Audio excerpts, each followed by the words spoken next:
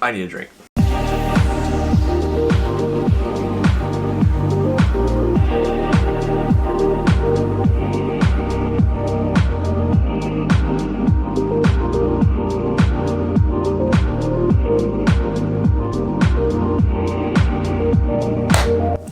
What up? What is up, world? Oh man. Oh man, oh man, oh man. Guys, it is October. Finally, everybody can start wearing their hoodies, start doing the bonfires, the fire pits, the hot chocolate, the coffee, and Bailey's. You know I like that shit. Anyway, I just got back, just spent 4 days and 3 nights in Las Vegas shooting the one and only Anthony Giannotti at a hair show, and I absolutely had a blast. The infamous E.T. the Barber took care of me and gave me 80 steps all the way up, hardcore style, because you know I'm a huge fan of retro wave, if you can't tell by the colors I got going in the background.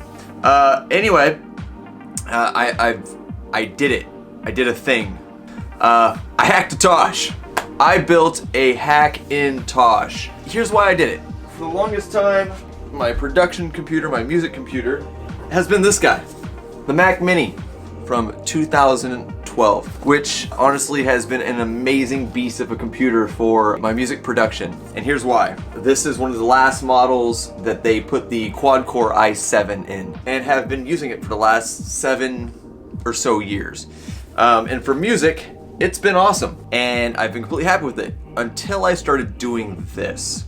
By this, I mean this video thing. It started editing 4K. It does not like it. It does not like it at all. So with that being said, I started looking into possibly getting a new computer. Of course, I decided to look into Apple. Why? Because that's what I've been using for so long. And looking into it, Apple's gotten back into the way of what you buy is what you get. You cannot upgrade in their new machines, as well as they're extremely overpriced. Shame on you, Apple.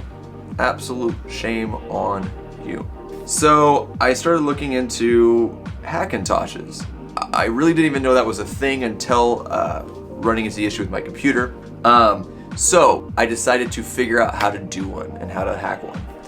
And that goes from taking all of this and putting it into this lovely thing right here. Look how beautiful that is, by the way.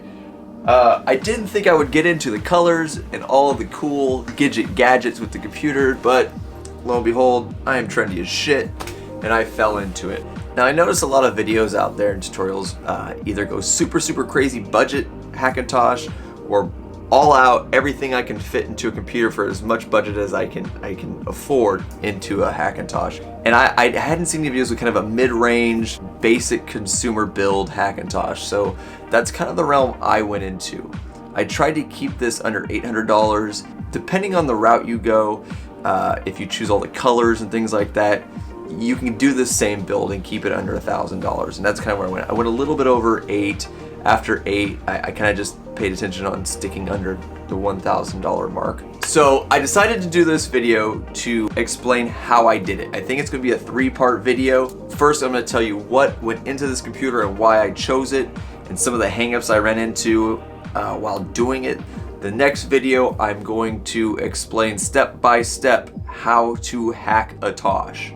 And then the third video is going to be if you want Thunderbolt. Thunderbolt gets super insanely fast. All of my music production is done through a Thunderbolt interface, and I needed it. You might not need Thunderbolt, but if you do, there isn't a lot of tutorials out there explaining how to do it, and it's very tricky with a Hackintosh, but I figured it out, I got it done. Because of that, I'm going to do a tutorial on exactly how to get Thunderbolt to work on a Hackintosh. One of the biggest issues you're gonna find if you decide to do this Hackintosh thing is that a lot of the language out there and tutorials out there are done in very tech savvy language. So I decided to do these videos in a kind of how to Hackintosh for dummies, because I'm the dummy, but I figured it out, so I'm putting this out there for you guys. So hardware is super important. Before you even get started, research the hardware you're thinking about putting into your Hackintosh. In layman's terms, which is how I had to try and understand it, here's why. Mac OS is designed a certain way to only work with certain types of hardware. I spent lots and lots of hours on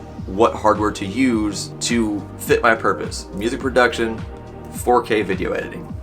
All of this hardware I will have links to in the description for you to purchase if this is a build you would like to do.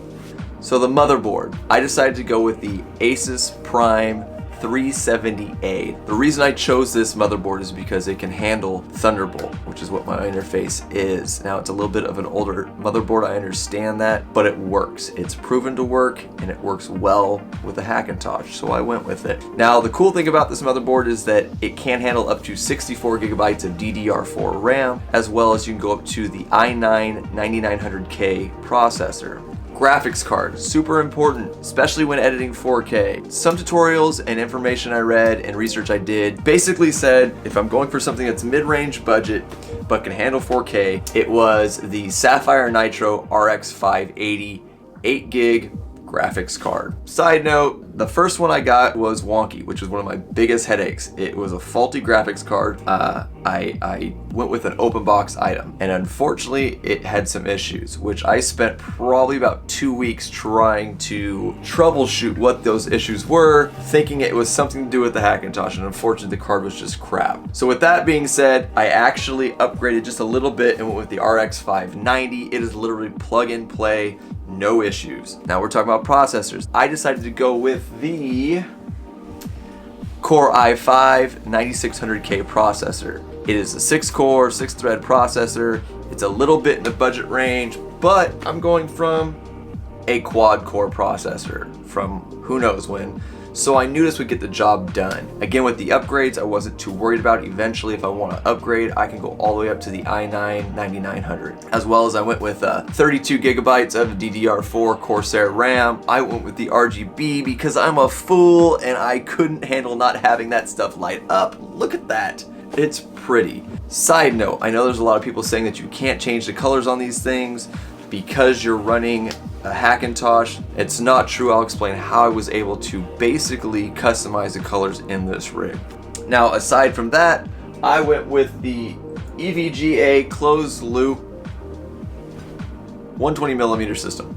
Liquid cool, it looks good, it's pretty, it's RGB controlled. I know there's some wonky back and forth about whether you should go liquid cooled or not. Look, I don't know the difference. It looked good and I went with it. So that's what you get. So aside from that, any SSD pretty much will work. So I just stuck to a regular Western Digital 500 gigabyte SSD to run everything. I store everything on a separate hard drive anyways, so it wasn't that big of a deal to me. And then eventually I went with the Asus Thunderbolt 3 Thunderbolt card and then a Wi-Fi card to get everything Bluetooth and Wi-Fi working. That's it. You pick this hardware, you run the right BIOS, etc., that I will get into in the next video step by step. You'll have yourself a fully running Hackintosh that can handle 4K processing and any of the music you can throw at it. So until the next video, guys, which I should be putting out shortly, which will literally be a tutorial on how to step by step do this in layman's terms, because I'm not the smartest guy on the planet. I'll see you then, guys. Deuces.